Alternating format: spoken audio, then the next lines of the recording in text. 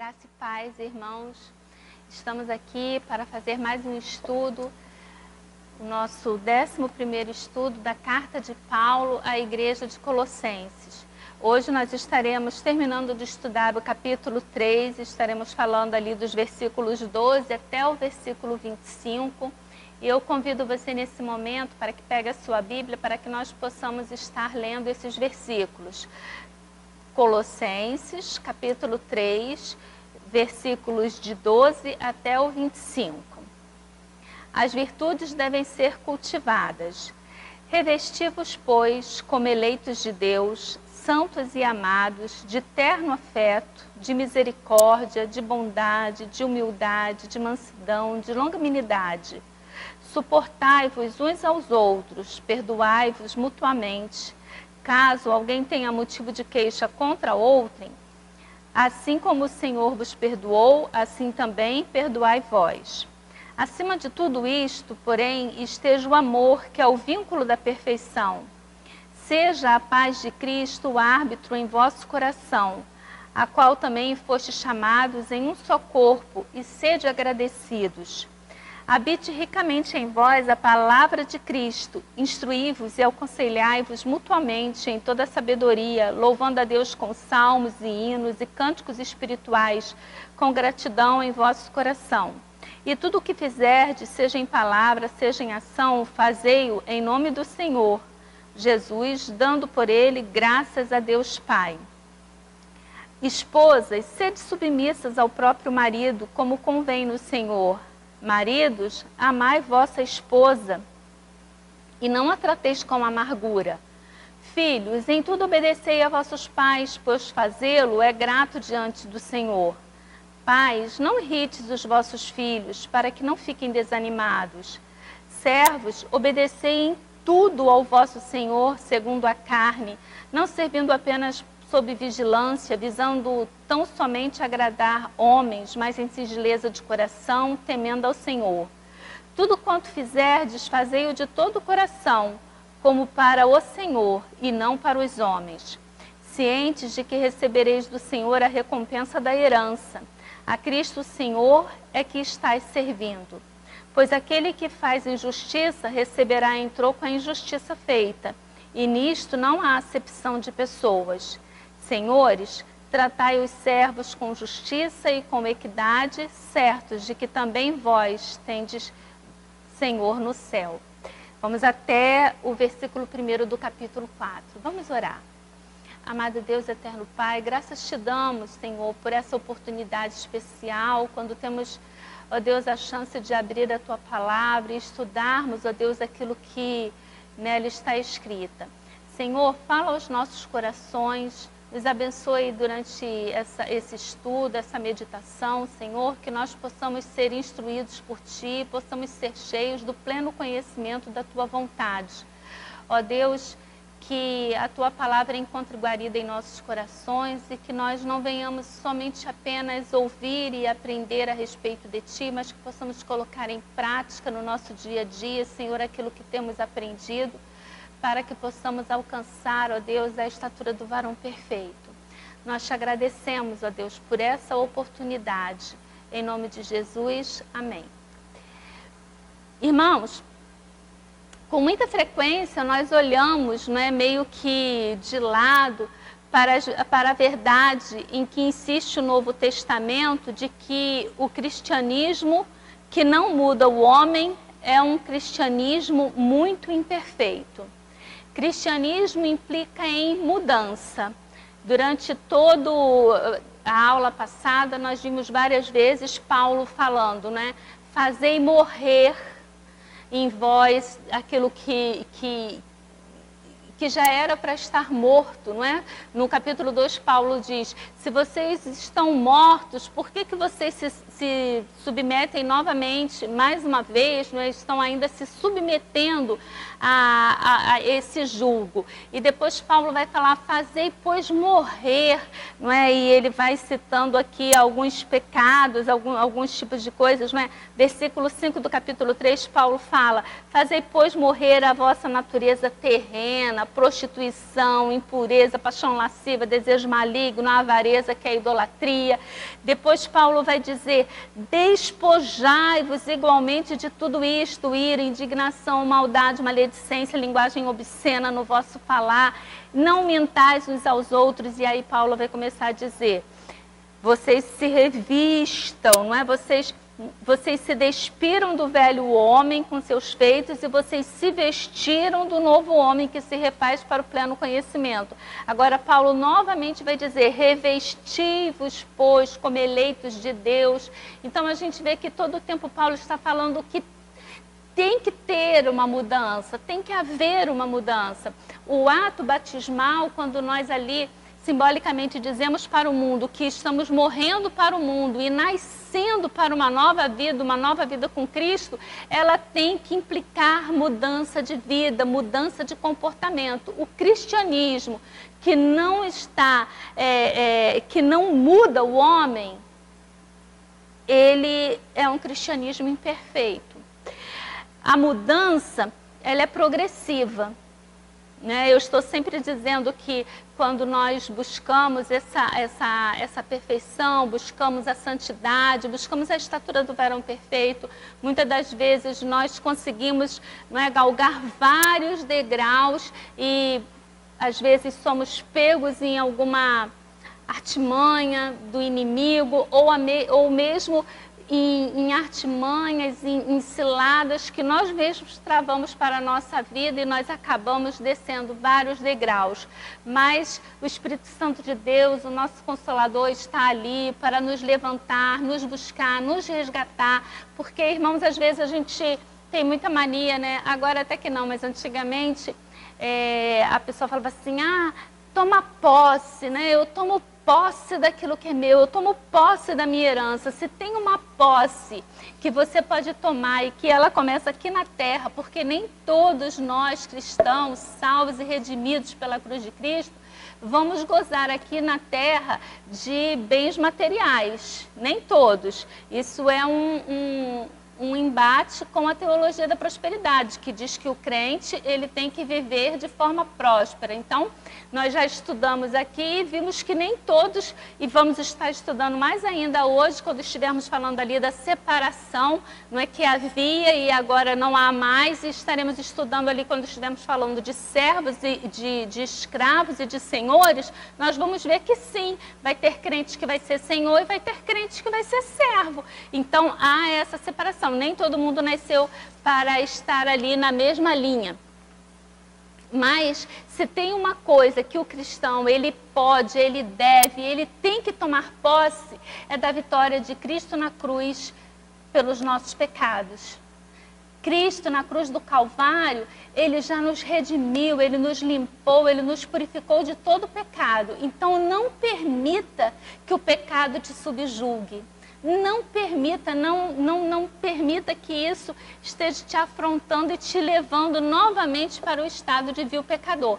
Porque pela cruz, em Cristo, nós já tomamos posse dessa vitória. Amém? O cristianismo não é realmente cristianismo a não ser que faça do homem o que está destinado a ser segundo os desígnios de Deus.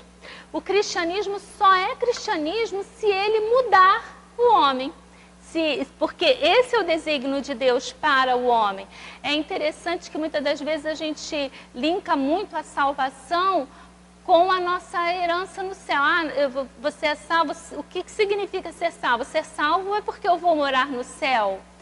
Ser salvo é porque nós, a principal característica do salvo é ele viver conforme o Filho unigênito de Deus. É isso que Deus deseja para os salvos, que aqui em terra nós já venhamos a ser luz e a ser sal, a viver, a buscar uma vida de santidade como a de Cristo. Em Cristo nós recebemos um novo coração, uma nova pátria. E aí nós vamos ver o profeta Jeremias, lá no Antigo Testamento, no capítulo 31, versículos 31 e 34. Vamos abrir as nossas Bíblias lá em Jeremias. Capítulo 31, versículos de 31 a 34, Jeremias vai falar. Eis aí vem dias, diz o Senhor, em que firmarei nova aliança com a casa de Israel e com a casa de Judá. Não conforme a aliança que fiz com seus pais no dia em que os tomei pela mão para os tirar da terra do Egito, porquanto eles anularam a minha aliança, não obstante eu os haver desposado, diz o Senhor. Porque esta é a aliança que firmarei com a casa de Israel, depois daqueles dias, diz o Senhor. Na mente lhes imprimirei as minhas leis, também no coração lhes inscreverei. Eu serei o seu Deus, eles serão o meu povo. Não ensinará jamais cada um ao seu próximo, nem cada um ao seu irmão, dizendo, conhece ao Senhor, porque todos me conhecerão, desde o menor até o maior deles, diz o Senhor, pois perdoarei as suas iniquidades e dos seus pecados jamais me lembrarei. Então, nesse versículo, Jeremias fala que Deus faria uma nova aliança que imprimiria suas leis no coração dos seus servos. Ezequiel 11, versículo 19...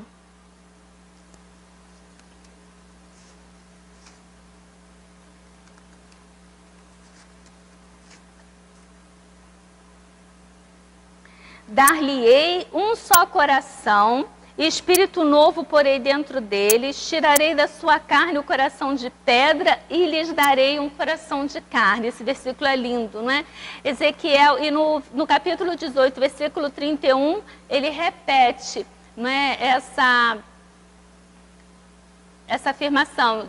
Então, Ezequiel, ele está falando que Deus tiraria o coração de pedra e daria ao homem um novo coração.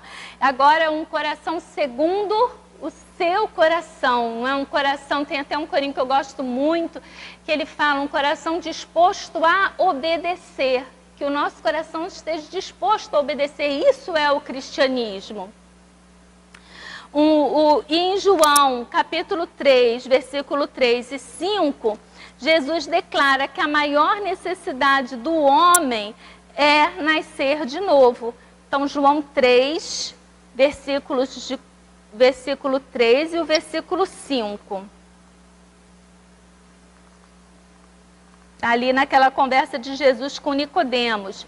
A isto respondeu Jesus, em verdade te digo, que se alguém não nascer de novo, não pode ver o reino de Deus. E o versículo 5, respondeu Jesus, em verdade te digo, quem não nascer da água e do Espírito, não pode entrar no reino de Deus. Um dos grandes feitos do cristianismo é que o cristianismo, ele destrói as barreiras divisórias. No cristianismo não há divisão, não tem mais grego e judeu, não tem mais circunciso e incircunciso, não tem mais bárbaro nem cita.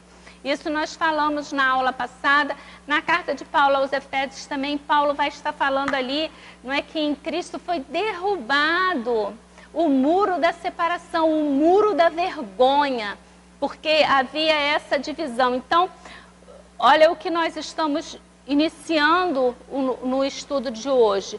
Nós estamos falando aqui sobre as mudanças que o cristianismo precisa provocar dentro de mim. Eu preciso mudar os meus hábitos, eu preciso fazer cair essas barreiras, essa separação, essa segregação que é natural do homem, muitas das vezes, esse preconceito que temos precisa cair, isso tudo precisa vir por terra. Então, nós estivemos aqui falamos ali de Jeremias, não é, profetizando, Ezequiel profetizando, Jeremias falando que agora Deus faria uma nova aliança com o homem, Ezequiel dizendo que Deus mudaria o coração de pedra por um coração de carne, João ali registrando a declaração de Jesus que é necessário ao homem nascer de novo. E agora nós vamos entrar no estudo de hoje, voltando ali nos últimos versículos do estudo da semana passada, quando Paulo diz que para Deus não há mais separação de grego, judeu, circunciso, incircunciso, bárbaro, livre. Não existe mais essa separação. Agora, para Deus, não é, todos somos livres, todos somos seus filhos. O mundo antigo, ele estava cheio de barreiras, mas em Cristo todas as barreiras foram eliminadas. E é interessante, o estudo de hoje ele vai ser até um pouquinho mais longo e vai ter uma boa parte que eu vou estar lendo, não é, que registrei de alguns livros, porque ele vai justo estar mostrando que o cristianismo provocou na sociedade. Porque quando nós lemos as cartas de Paulo são cartas para um novo mundo que estava sendo vislumbrado por aquelas pessoas que viviam naquela época.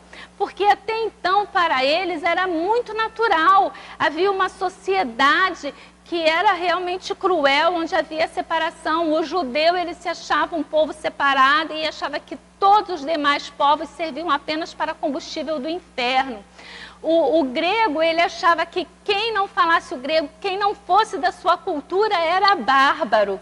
O cita era pior do que o bárbaro, era o bárbaro dos bárbaros. Flávio Joséfo vai dizer que o cita eram bestas feras. Isso nós vamos estar falando ali quando estivermos tratando dos deveres. Mas só para você entender, então, quando chega o cristianismo e a gente fala que o cristianismo tem que provocar mudança, que o cristianismo tem que fazer a alteração no modo de ser das pessoas, no modo de pensar das pessoas, estamos falando dessas barreiras que o cristianismo quebrou no mundo antigo. Então essas cartas, elas foram e são muito importantes, elas circularam e através do estudo dessas cartas, as culturas, as pessoas foram mudando o seu modo de ver e as coisas foram se tornando, não é, diferentes. Por quê? Elas eram todas separadas e agora dentro do cristianismo nós vamos pegar o bárbaro, o cita, o grego, o judeu, o circunciso, o incircunciso, colocar todo mundo dentro do mesmo ambiente e dizer que agora eles formam uma igreja. Que na carta aos Efésios, Paulo vai dizer que é uma nova sociedade em Cristo, onde não existe mais acepção de pessoas, onde não existe mais diferença. Então a gente vê como que isso, e isso não é uma coisa só do passado, não é? Porque até hoje essas mudanças e essas diferenças precisam ser trabalhadas dentro de nossas igrejas. Porque se nós bobearmos, dermos um pouquinho de espaço, nós caímos novamente na segregação. E Paulo, ele vai tratar aqui, olha, Paulo ele vai mencionar 4 barreiras que são quebradas em Cristo. A primeira barreira que é quebrada em Cristo é a barreira racial, porque em Cristo não há grego nem judeu. O cristianismo derruba as barreiras que provêm do nascimento e da nacionalidade. Os gregos olhavam com desdém aos bárbaros. Todo aquele que não falava grego era bárbaro. O que literalmente significa um homem que balbucia barbar. Então é daí que surge o bárbaro, porque eles diziam que quem não falava o grego, eles ouviam apenas esse barbar, e aí surge a palavra, o bárbaro, não é? A forma de designar aquelas pessoas como sendo bárbaros. O grego era o aristocrata do mundo antigo. E ele sabia disso. E o judeu, como eu acabei de falar, ele desdenhava de qualquer outra nação. Ele pertencia ao povo escolhido de Deus, enquanto outras nações só podiam ser mesmo combustível para o fogo do inferno. Mas Paulo vai dizer também que barreiras religiosas são quebradas, quando Paulo diz ali que em Cristo não há mais circuncisão nem incircuncisão. Então, cerimônias, ritos religiosos não separam mais as pessoas. Aí a gente coloca, né, aquela perguntinha, aquele ponto de interrogação. Será que nós ainda não estamos cheios de barreiras religiosas? Paulo diz também que barreiras culturais são quebradas, porque em Cristo não há bárbaro nem cita. Os gregos consideravam todas as pessoas não gregas como bárbaros. E os citas eram os bárbaros mais atrasados.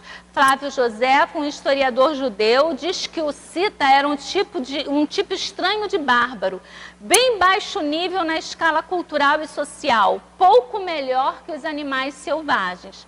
Mas agora, os cultos e os incultos congregavam na mesma igreja. Então, se hoje nós achamos difícil a convivência na igreja, imagina lá no início do século, na igreja primitiva, o que era frequentar uma igreja com bárbaros, com citas, com circuncisos, com incircuncisos, com judeu, com grego, as pessoas cada um com o seu histórico, cada um com a sua vida, não é, pregressa, trazendo, e agora todo mundo se reúne e diz, ó, vocês têm que se dar bem. Porque em Cristo agora vocês são todos irmãos, vocês são uma família, vocês precisam aí se dar bem, conviver. Devia de ser bem difícil. E Paulo diz também que são quebradas barreiras sociais. Em Cristo não há escravos nem livres. Escravos e livres participam da mesma igreja. O escravo nem sequer era considerado como um ser humano.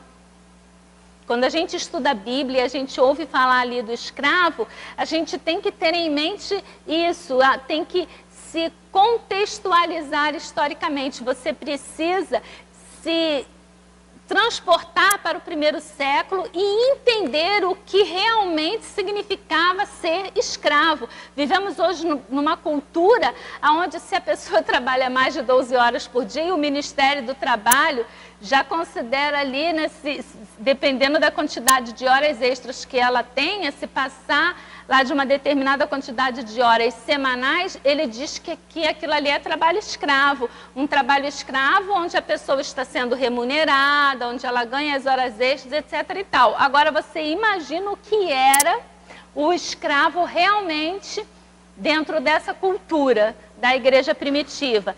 Quando os historiadores dizem que o escravo nem sequer era considerado como um ser humano na legislação antiga. Ele era meramente uma ferramenta humana e viva, absolutamente sem nenhum direito próprio. Seu dono podia espancá-lo, marcá-lo a fogo, mutilá-lo ou matá-lo segundo o seu capricho. Tampouco o escravo tinha direito ao casamento. No mundo antigo não podia haver camaradagem entre o escravo e o homem livre. Se o escravo tivesse um filho, aquele filho era como um bezerro, não é? Quando o boi, ali a vaca, não é, tem o seu filhote lá, o bezerro pertence ao dono da fazenda, né, o proprietário da vaca. Da mesma forma era o filho do escravo, era como se fosse uma propriedade. O escravo teve filho, aquele filho é do senhor, é um escravo para o senhor. E agora, a partir desse capítulo 13, nós vamos falar sobre as vestes da graça cristã, que justo Paulo vai falar: revesti-vos, pois, como eleitos da parte de Deus, revesti-vos, pois. E aí Paulo vai começar a dar aqui do que nós precisamos nos vestir. É muito interessante porque Paulo vai trabalhar sempre de 5 em 5. Paulo vai dizer que nós precisamos fazer morrer. E aí ele vai dar 5 coisas que nós precisamos fazer morrer dentro de nós. Que são a prostituição, a impureza, a paixão lasciva, o desejo maligno e a avareza, que ele diz que é a idolatria. Depois, no versículo 8, Paulo vai dizer: despojai-vos igualmente de tudo isto, ira, indignação, maldade, maledicência, linguagem obscena do vosso falar. E agora, no versículo 12, Paulo vai dizer: vistam-se, pois, como eleitos de Deus, santos e amados, de ternos afetos, de ternos afetos de misericórdia, de bondade, de humildade, longanimidade e mansidão. Então, Paulo vai citar novamente 5, achei interessante a gente abordar esse ponto. Então, Paulo agora ele vai continuar dando uma lista das graças que são importantes, com as quais os colossenses deviam revestir-se.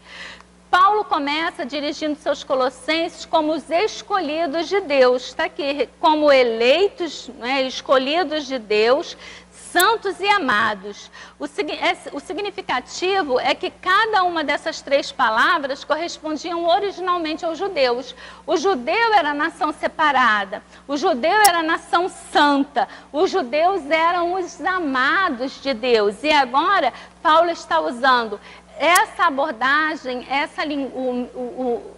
aquilo que caracterizava o judeu para dizer que os colossenses todos são, tanto o escravo, como o livre, como o cita, como o bárbaro, como o grego, como o judeu, todo aquele que que aceita Cristo como seu único e suficiente Salvador, ele é eleito de Deus, santo e amado. E aí Paulo vai começar a dar as características.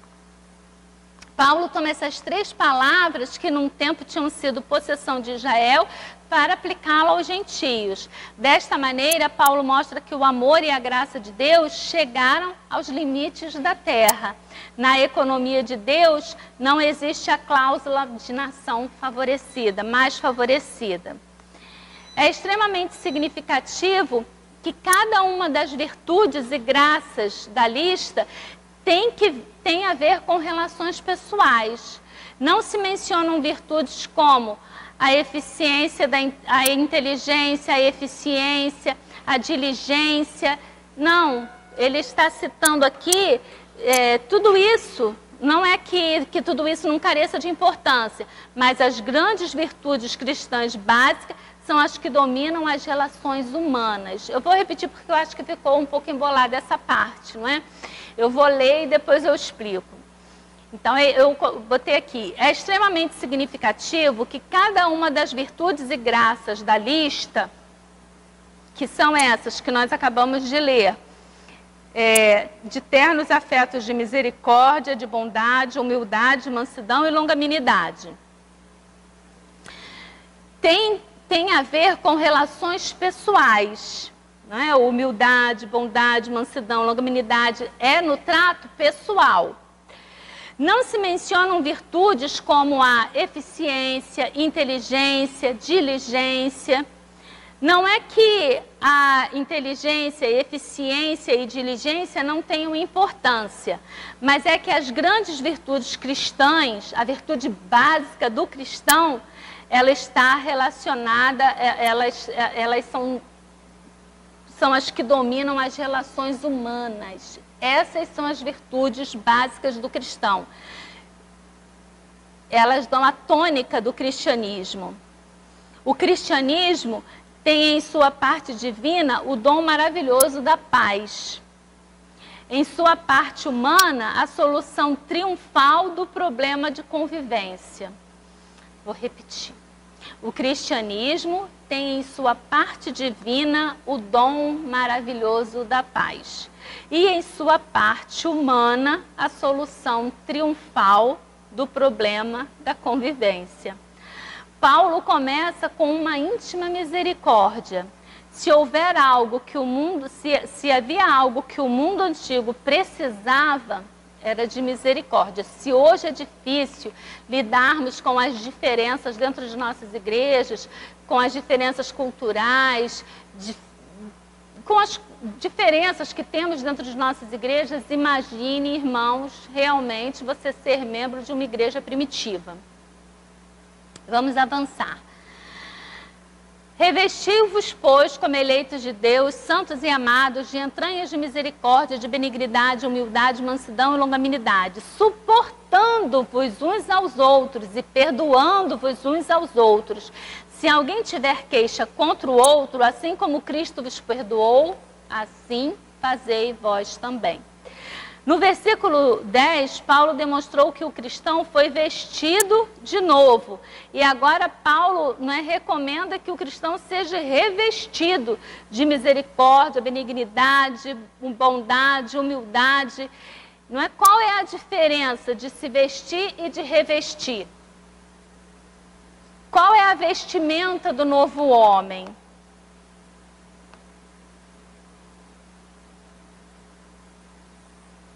Vamos falar sobre as virtudes. Benignidade. A benignidade ela é considerada uma bela palavra para uma bela qualidade. Os antigos escritores definiam os crestotes como a virtude do homem para quem o bem do seu próximo é tão caro como o próprio. Então, ser benigno, para os escritores antigos, eles definiam que benignidade é uma virtude do homem para quem o seu bem é tão caro como o bem do seu próximo. Aquela pessoa que realmente ela tem empatia com o outro, ela consegue se colocar na posição do outro e para ela estar bem é tão natural quanto o seu próximo estar bem.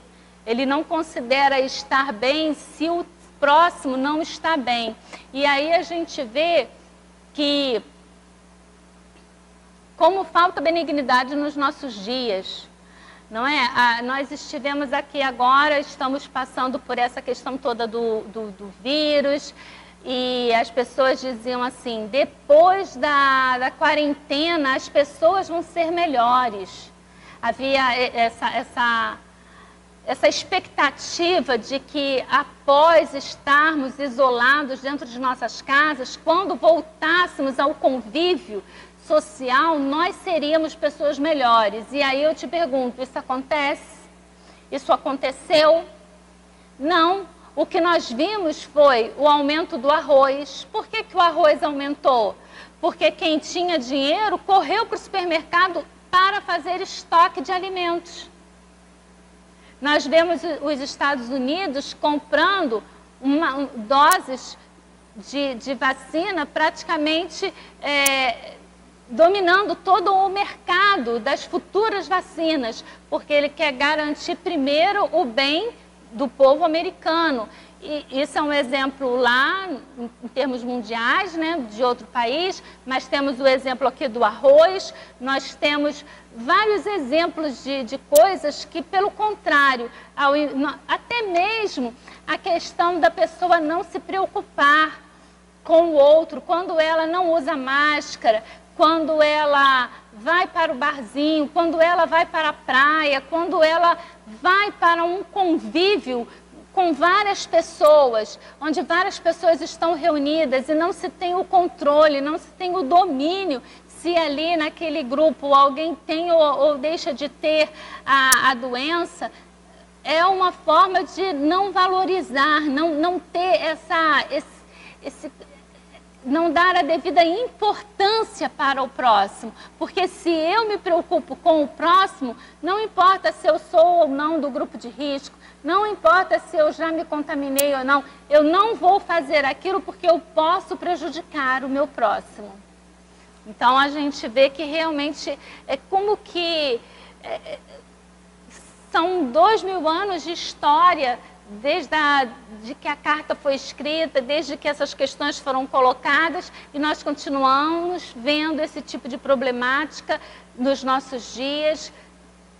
É tudo como antes, no quartel de Abrantes, está tudo aqui, pouca coisa muda. E aí vem a pergunta para cada um de nós: em que temos falhado? Será que tem mudança no cristianismo de agora? naqueles que se chamam cristãos, com frequência tem se dito que a humildade é uma virtude criada e introduzida pelo cristianismo. Sublinhou-se frequentemente porque no grego clássico não há uma palavra para humildade que não tenha certo toque de baixeza, servilismo e subserviência. A humildade cristã não é algo rasteiro, mas sim algo que se baseia, não é, em duas coisas.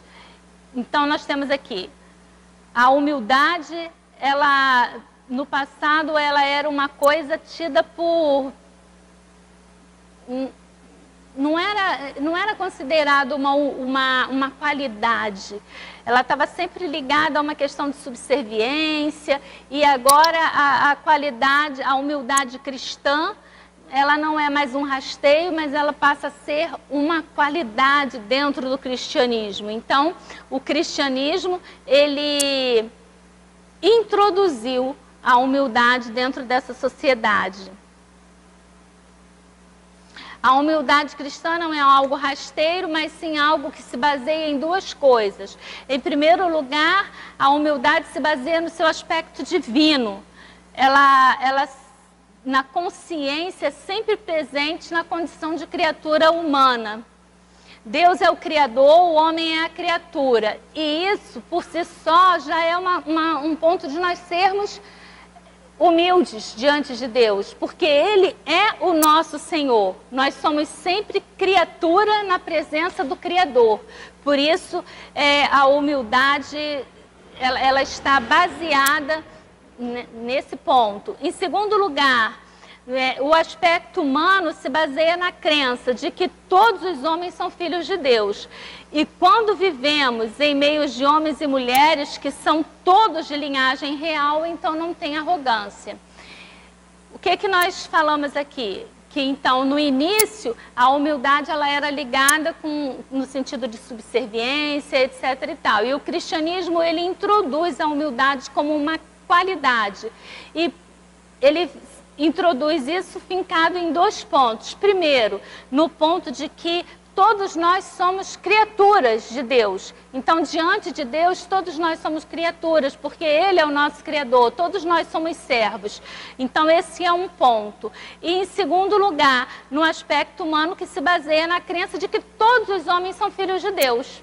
Agora, imagina, irmãos, introduzir isso dentro de uma igreja onde estava lá Filemão e Onésimo, não é? O senhor e o escravo. E aí Onésimo, como escravo na sociedade de então, ele era um nada. Filemão poderia fazer o que ele quisesse com Onésimo. Agora, dentro da igreja, ambos são filhos de Deus. E Onésimo poderia estar até numa posição de admoestar, de corrigir, de falar com Filemão. Então é muito interessante e é uma coisa que realmente vale a pena a gente parar um pouco para refletir, não é? Antes de reclamarmos dos problemas de nossas igrejas, antes de questionarmos as coisas que acontecem, para e reflete aquilo que acontecia lá atrás, que você vai ver como era muito mais complicado, mas você vai ver também o quanto que nós ainda precisamos caminhar. Ele vai tratar a mansidão. Mansidão, faz muito tempo Aristóteles definiu a mansidão como um termo médio entre a ira excessiva e a ira mínima. O homem que tem mansidão é aquele que conserva o domínio próprio porque ele está guiado por Deus. Paciência é o espírito que jamais perde a paciência para com o próximo. Esse é o espírito que precisa baixar geral aqui no mundo de agora. A estutícia, a indocilidade jamais o forçam ao cinismo ou ao desespero. Os insultos e maus entendimentos jamais o empurram à amargura e à cólera. O cristão, aí Eu botei aqui, ó, vem o Espírito que suporta e perdoa. O cristão suporta e perdoa porque jamais esquece que ele foi perdoado. Por isso eu devo ter paciência. Eu não estou dizendo que é fácil, nem que eu sou a expert no assunto. Precisamos todos estar trabalhando todos esses pontos, não é? A paciência, a humildade. Será que você pensa assim? Porque por mais que a gente diga, irmãos, que eu não tenho problema de arrogância, não. Eu sou uma pessoa humilde. É tão difícil. Às vezes a gente até acha que é, mas quando pisam no nosso calo, às vezes um comentário, um olhar atravessado e você já levanta um monte de coisa. E aqui ele está falando sobre todos esses itens que vale a pena você pegar lá na sua Bíblia, você ler, não é? Pega o dicionário, veja o que significa a palavra, a origem da palavra, e aí você estuda, medita, não é? E pede a Deus realmente que possa estar te ajudando a desenvolver essas qualidades dentro de você. E no versículo 14, Paulo fala, e sobre tudo isto revestivos de amor, que é o vínculo da perfeição. O vínculo é a união entre dois pontos, não é? Você tem duas partes, e quando você une essas partes, você cria o vínculo, aquilo que une as duas partes. E Paulo, aqui na carta, ele está dizendo que você se revista do amor, porque o amor é o vínculo da perfeição. Então, para que eu possa ter mansidão, humildade, longanimidade, todos esses itens, irmãos, eu preciso estar ligado a Cristo em amor. Só dessa forma é que eu realmente consigo trabalhar as qualidades lá em cima que acabamos de tratar. O amor é o poder de união que mantém intimamente ligado todo o corpo cristão. De que outra forma, irmãos, poderíamos estar ligados com tantas diferenças que temos?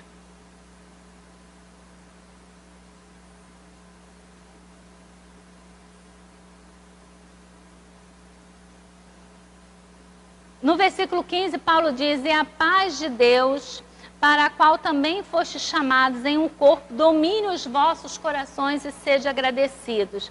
A paz de Deus excede a todo entendimento. Por meio de Cristo é que nós temos paz com Deus. E isto foi realizado por meio do corpo de Cristo.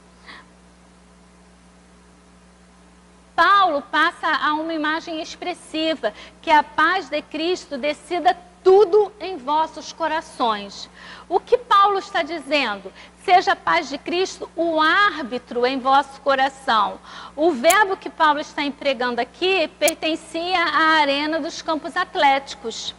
E é a palavra que se aplica ao árbitro que, com sua decisão, restabelecia a ordem em caso de disputa.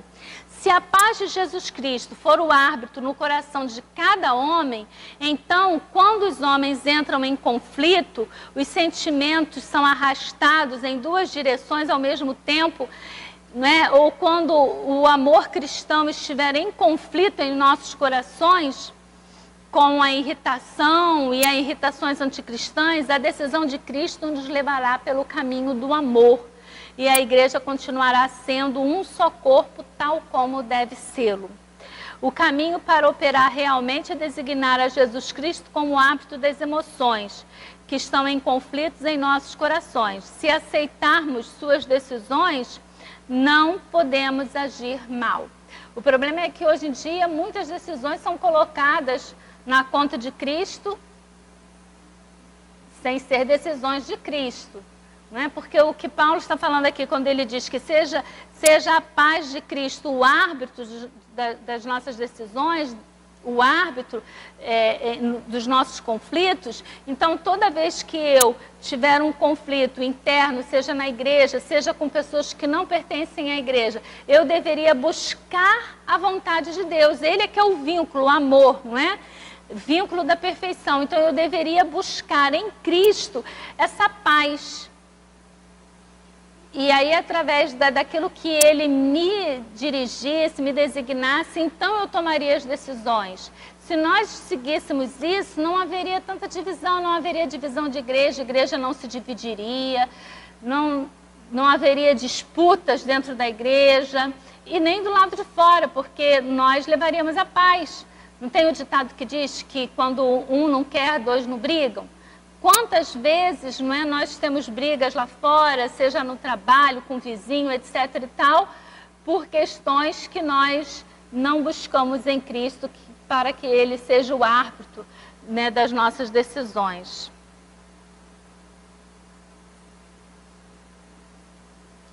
A palavra de Cristo habite em vós abundantemente, em toda sabedoria, ensinando-vos e admoestando-vos uns aos outros com salmos, hinos e cânticos espirituais, cantando ao Senhor com graça em vosso coração. E quando fizerdes por palavras ou por obras, fazei tudo em nome do Senhor, dando por ele graças a Deus Pai. É interessante observar aqui como a igreja cantou desde o início da igreja primitiva. Isso é uma herança do judaísmo. Filo nos conta que os judeus frequentemente passavam toda a noite entre hinos e cânticos. Uma das primeiras descrições do culto da igreja que nós possuímos é a de Plínio, o governador romano da Bitínia, que enviou a Trajano, imperador romano, um relato das atividades cristãs. Neste relato ele diz: se reúnem ao amanhecer para cantar um hino a Cristo, e cada feito passa pela prova da presença de Jesus Cristo, será impossível seguir o caminho do engano. Irmãos, nós vamos parar aqui, porque já está se estendendo bastante o nosso estudo de hoje, e na próxima aula nós estaremos iniciando aqui nas relações pessoais do cristão, porque eu trouxe bastante detalhes sobre como era tratada a mulher, como era tratado os filhos, como eram tratados os escravos, e eu queria detalhar bastante para que nós possamos entender o que Paulo estava dizendo lá e como se aplica no nosso dia a dia hoje, na nossa vida hoje, dentro contextualizar o texto. Então eu precisarei explicar de forma bem detalhada para os irmãos entenderem. Então nós estaremos encerrando o nosso estudo aqui nesse ponto. Na semana que vem começaremos a partir do versículo 18. Eu espero que os irmãos tenham gostado, espero que os irmãos meditem bastante sobre aquilo que nós falamos, sobre as qualidades que precisamos ter, a longanimidade, a mansidão, humildade, que tudo isso seja realmente trabalhado dentro de nós e que Cristo, não é Ele, seja o árbitro de todas as nossas decisões. Que os irmãos possam estar refletindo, tenham um bom domingo, um domingo de paz, um domingo na presença do Senhor. Amém.